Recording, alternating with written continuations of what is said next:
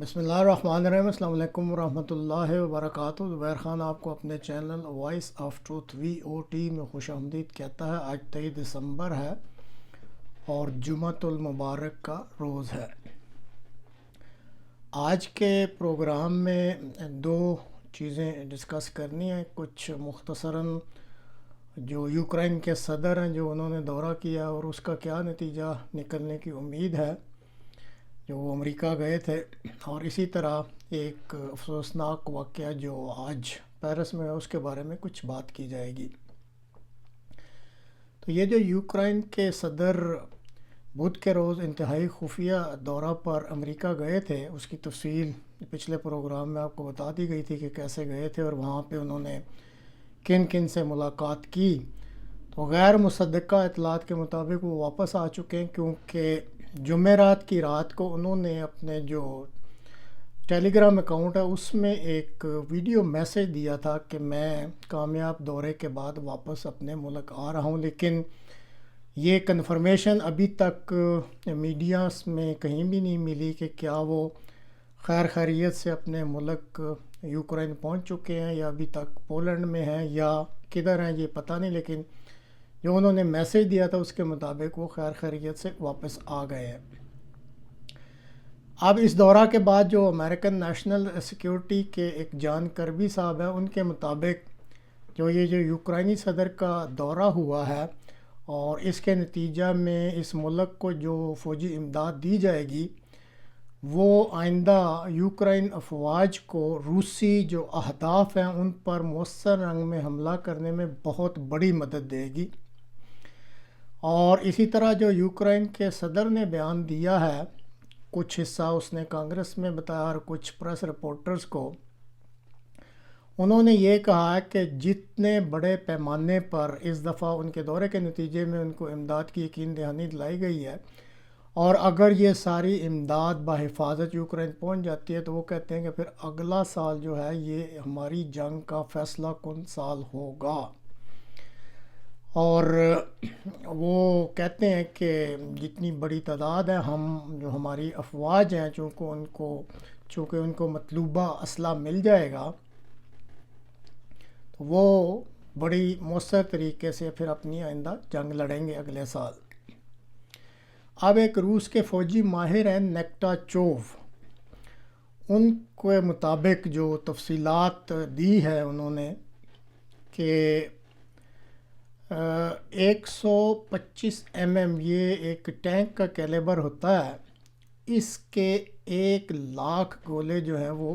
Ukraine کو دیے جا رہے ہیں امریکہ کی طرف سے۔ اسی طرح یہ پہلے بھی ایک آدھ پروگراموں میں بتایا تھا کہ یہ ناٹو کے اور کچھ اور ممالک جو ہیں، یہ تقریباً 50 ممالک بنتے ہیں جو کہ یہاں جرمنی میں اکثر میٹنگز بھی کرتے رہتے ہیں، تو ان کی طرف سے جو مل رہی ہے مدد، اس کے مطابق 2,000 ٹینک، 8 نہیں بلکہ 2,000 ٹینک، 800 آرٹلری سسٹم اور 2 ملین توپوں کے گولے جو ہیں وہ یوکرائن کو دیے جا رہے ہیں۔ تو اس کا مطلب ہے اس آرمی ایکسپرٹ کے مطابق کہ جو یوکرائن کے پاس اس وقت میکنائزڈ بریگیڈز ہیں، جو میکنائزڈ وہ کہلاتے ہیں جو مکینیکلی چلتے ہیں، مطلب سیلف کوئی ان کو ٹو نہیں کرنا پڑتا، جن میں ٹینک بھی ہوتے ہیں اور سیلف پروپیلڈ گنز ہوتی ہیں، اسی طرح آرمرڈ پرسنل وہیکل وغیرہ جو ہوتے ہیں، اور اسی طرح جو ان کے آرٹلری بریگیڈز ہیں، جتنی بڑی تعداد میں، یہ بھی میں نے آپ کو بتایا کہ فوجی ساز و سامان امونیشن یا اسلحہ ان کو ملے گا، تو اس ایکسپرٹ کے مطابق آئندہ 6 ماہ تک یوکرائن کے بہت سارے بریگیڈ جو کہ میکنائزڈ اور آرٹلری کے ہوں گے، وہ اس قابل ہو جائیں گے کہ وہ روس کے خلاف مؤثر رنگ میں جنگ لڑ سکے۔ اسی طرح ایک روس کی جو خفیہ ایجنسی ہے، اس کے ایک کرنل ہیں شل جن، ان کے مطابق جو انہوں نے فگرز نکالی اور کل کے پروگرام میں بتایا تھا کہ 2 بلین تو ویسے مل رہی ہے، اس کے علاوہ امریکن صدر نے کہا تھا کہ $45 بلین کی جو مدد ہے وہ سینٹ میں زیر بحث ہے، جو کہ ہم نے یوکرائن کو دینی ہے، اور جو پردہ لیا جا رہا ہے یا جس مد کے تحت دی جا رہی ہے وہ سینٹ میں، اس کو کہا جا رہا ہے کہ چونکہ ملک کا انفراسٹرکچر تباہ ہو گیا ہے تو ایک ہنگامی مدد کے طور پر یہ مدد دی جائے گی. لیکن جو یہ خفیہ سروس کے جو کرنل ہیں روسی فوج کے، کرنل شیلجن، انہوں نے کہا کہ یہ جو 45 بلین کا وعدہ کیا گیا، اس میں سے انہوں نے یہ فگر نکالی ہے کہ 14 ملین جو ہے وہ سول سیکٹر پہ انہوں نے خرچ کرنے ہیں، اور باقی جو 31 یا 31 بلین ڈالر ہیں اس میں انہوں نے فوجی ہتھیار خریدنے ہیں، ایمونیشن لینا ہے، اور امریکن میڈ جٹ طیارے ان کا بھی وعدہ ان سے کر دیا گیا، اور اسی طرح امریکن میڈ ٹینکس جو ہیں اور توپیں وہ بھی اس اماؤنٹ میں شامل ہیں جو کہ یوکرائن خریدے گا. تو ناظرین، اب اتنی بڑی تعداد میں جب یہ ہتھیار یوکرائن پہنچیں گے تو پھر وہ جیسے ان کے صدر کہتے ہیں کہ پھر اگلا سال فیصلہ کونی ہوگا، تو اس بات میں کچھ نہ کچھ بہرحال وزن لگتا ہے. پھر اب کچھ چونکہ ایک دو پروگراموں میں یہ کہا جا چکا تھا کہ وہاں پہ کوئی امن کی جو ہے وہ کرنیں پھوٹنے والی ہیں یا کوئی ہوپ آف پیس، لیکن اب یہ جو نئی ڈیولپمنٹ ہو رہی ہے اس سے تو ایسے ہی لگ رہا ہے جیسے وہ ساری کرنیں کہیں اوجھل ہو گئی ہیں، اور یہ تو ایک بڑا ہی مطلب نیا محاذ جو ہے وہ اس علاقے میں تیار ہو رہا ہے. اب دیکھتے ہیں کہ روس کے صدر صاحب جو ہے یہ ساری چیزیں ان کے بھی علم میں ہیں کہ وہ اب کون سا قدم اٹھاتے ہیں اور ان کی حکمت عملی کیا ہوگی،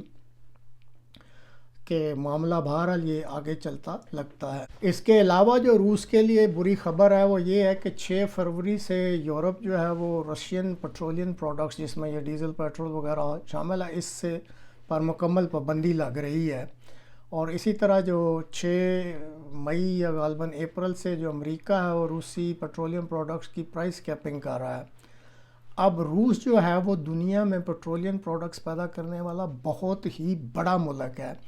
اور پہلے تو ساری اس کی نکاسی ہو جاتی تھی. یورپ بہت بڑا خریدار تھا، کچھ رشیا ایشیا میں چلی جاتی تھیں، کچھ ٹرکی لے لیتا تھا، کچھ افریقہ میں. لیکن اب ان کو بہت بڑی مصیبت نظر آ رہی ہے کہ ان کے جو بائرز ہیں وہ ختم ہو جائیں گے، اور بدقسمتی یہ ہے کہ روس کے پاس سٹوریج کرنے کے لیے کوئی کیپیسٹی نہیں ہے اپنی آئل پروڈکٹس یا یہ پیٹرولیم پروڈکٹس ہے. تو اس چیز نے بھی روسی صدر کو کافی پریشان کر رکھا. اب دیکھتے ہیں کہ ایک طرف یہ ویپنز بہت زیادہ یوکرائن کو مل رہے ہیں، دوسری طرف جو روس کی آمد کا ذریعہ تھا پیٹرولیم پروڈکٹس اس کا بھی ایک مخمصہ بن رہا ہے. تو اب روسی صدر ان دونوں مصیبتوں سے کیسے نکلتے ہیں اس کے لیے بہرحال ہمیں وقت کا انتظار کرنا پڑے گا. اور آخر میں یہ جو آپ جائے وقوع کی تصویر دیکھ رہے ہیں، آج جمعہ 23 دسمبر کو یہ فرانس کے دارالحکومت پیرس میں اس کا ایک علاقہ ہے، اسٹراسبرگ سینٹ ڈینس کا علاقہ ہے کہلاتا ہے. تو یہاں پہ ایک 69 سالہ جنونی شخص ہے جو کہ نسلی منافرت یا مذہبی منافرت رکھتا ہے. تو اس نے ایک کردش کلچر سینٹر ہے، اور وہاں پہ ان کا ایک کردش ریسٹورانٹ اور ایک کردش ہیئر کٹنگ سیلون تھا، یعنی حجام کی دکان. تو وہاں پہ حملہ کر کے اس نے 3 افراد کو موقع پر ہلاک کر دیا اور 3 کو شدید زخمی کر دیا ہے. اب جو تھوڑی بہت حیرانی والی بات سامنے آ رہی ہے کہ اس جنونی شخص نے 2021 یعنی پچھلے سال بھی مہاجرین کے کیمپ پر ایک ٹینٹ پہ جا کے تلوار کے ذریعے حملہ کیا تھا، اور اس میں پھر